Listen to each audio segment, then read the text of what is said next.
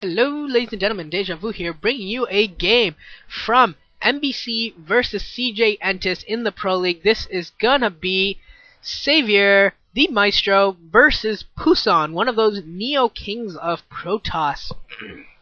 In between sort of the kings and the dragons, there were the neo-kings.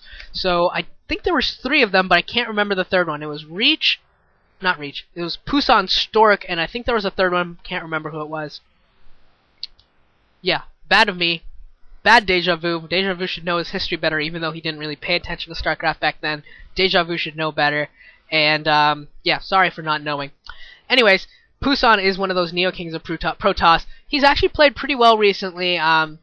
In the Star Leagues, he's been performing pretty well in the Star Leagues. I think he advanced in the MSL, I believe. Or in one of them, I believe he advanced out of the group stages. Or into the round of 36, which is still kind of the group stage. They go from like the Star Leagues are weird. They go from a group stage to like another group stage. So yeah, however you want to look at it, he got out of one of the group stages is pretty much what happened. And Savior, on the other hand, haven't been following him in either Star League. I don't even know if he was even in like the group stages for the Star Leagues, but yeah, I didn't really hasn't really been doing that great recently. He's been a pretty middle of the road Zerg player overall recently. If he wasn't Savior, we'd probably just say he's an average player, because that's pretty much how he's been performing. He's performing as an average player right now. Savior has, but this is definitely an improvement upon when he was demoted even to the B team of CJ Entus about what was it, like maybe 8 and 10 months ago, when he was just doing so awful that he just couldn't even compete really with the big boys. And but he's worked his way back into form, and CJ Entus really needs him to start performing at a higher level. I have to say that if he doesn't perform at a higher level, CJ Entus is just going to be in a huge trouble, because they lost Quanra. Quanra left to Woongjin Stars, so that makes Savior the backup to Effort in terms of the Zerg line, and there really is no useful Zerg behind Savior. So if Savior doesn't do well, CJ is going to be in a lot of trouble, especially with these maps and the overall race choices by players, by teams, have been to go double Zerg more than anything else. We've seen a couple double Protosses from teams like Samson Khan. Sometimes they throw out 2 Protosses, but for the most part, we're seeing have been seeing double Zerg, sometimes double Terrans. Actually, Wasung Oz, oddly enough, has not been doing double Terran, which is really, really weird, considering they have high-end Loma, which is really better than Jaedong. And Pusan is throwing down a couple of cannons at his natural expansion before getting down that, he's going to throw down a gateway in between that cannon and that forge, so that way that will make a nice block for him after he throws it on his Nexus, probably. And I didn't mention this earlier, but I didn't see it. Savior went for a proxy 12, not a proxy, a hidden 12 hatch. A hidden hatchery at the 6 o'clock position, and it looks like Pusan heard this coming with some like mad prescience and is moving. Oh no, he's not moving that area. Oh, I thought he was gonna go move into that area and see that hatchery, but he doesn't see it. And now if Savior can stop Pusan from seeing the rest of his base, that'd be such a huge advantage if he can stop him from getting up that ramp. And he is gonna stop it. That probe is gonna be denied. That probe's not gonna get much more of a scout in.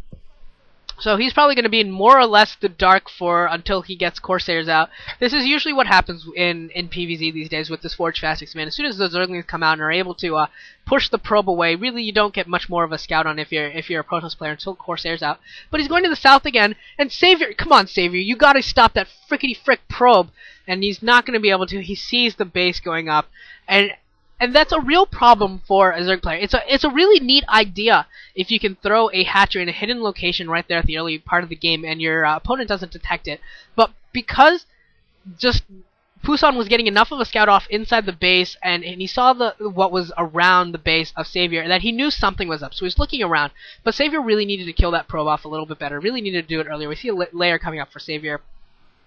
But now Savior is kind of in a bad position. He's at 3 base, which sounds nice, 3 base, and he can get 3 gas.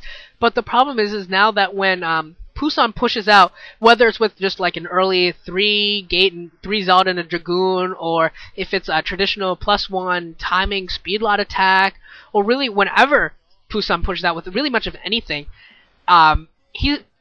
Savior has 2 very, very unique places to defend that are quite far apart, and that's a problem for Savior. Because he's obviously not gonna have Nidus Canals or anything up for a really long time, so He's going to have to put up more second colonies. He's going to have trouble reinforcing both areas.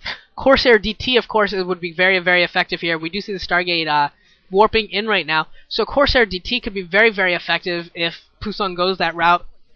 Because that, once again, that means that there's 3 bases but 2 distinct areas that Savior's going to have to maintain Overlords and protect Overlords in.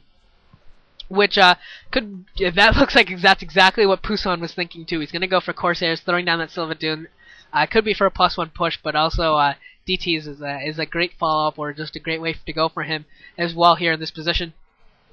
And yeah, I gotta say I really like Pusan's chances right now with this scouting advantage, with this knowledge advantage that he has right now. I think he's in pretty good shape right now. It looks like, yeah, everything else going down pretty standard right now for Protoss, getting that Dragoon range as well. So we'll see if he throws down the Templar Archives immediately after the Citadel of Vadun. We know that it's going to be for DTs. The Citadel of Vadun is going to get scouted out by this Overlord, but what is Savior to do? You know, he can throw down a Spore Colony, I suppose, but you usually don't see pro players throw down that many Spore Colonies, just because it's a waste of a drone and all the minerals it takes to make that creep colony and that spore colony. They would prefer to just keep Overlords in the area and protect them. But the question is whether or not he can, and whether or not he can do that in 2 different areas. So yeah, we see some more Overlords spawning. We see a 4th hatchery coming up at the natural expansion right now for Savior as well.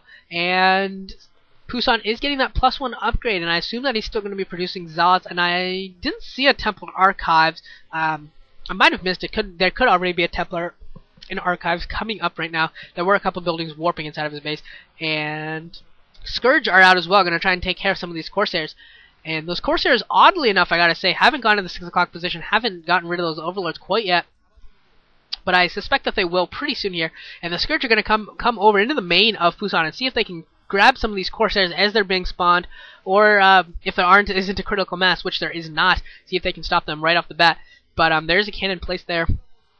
I'm not going to have too much success. 3 Corsairs out right now, moving towards the bottom of the map, along the right side border, and they're going to be able to do a lot of damage there at the 6 o'clock expansion. We see an evolution chamber, so if there is a creep colony going up at the 6 o'clock position, it could become a spore colony, which would be really, really helpful, really, really wise for Savior right now to make one of those. I see 3 things morphing at the 6 o'clock position. 2 creep colonies and a spore colony would be his best bet. Should really be what he's going for right now. But it's 2 second colonies and a Hydro stand. He's got 2 Scourge and an Overlord there. If those Scourge can really only kill off one of the Corsairs, so those Corsairs can still do a lot of damage. And now we see Zerglings moving towards the 6 o'clock position as that Overlord in the middle of the map did spot those DTs moving to the 6 o'clock position. Pusan not moving out with any of his Zealots. This is purely DTs moving out.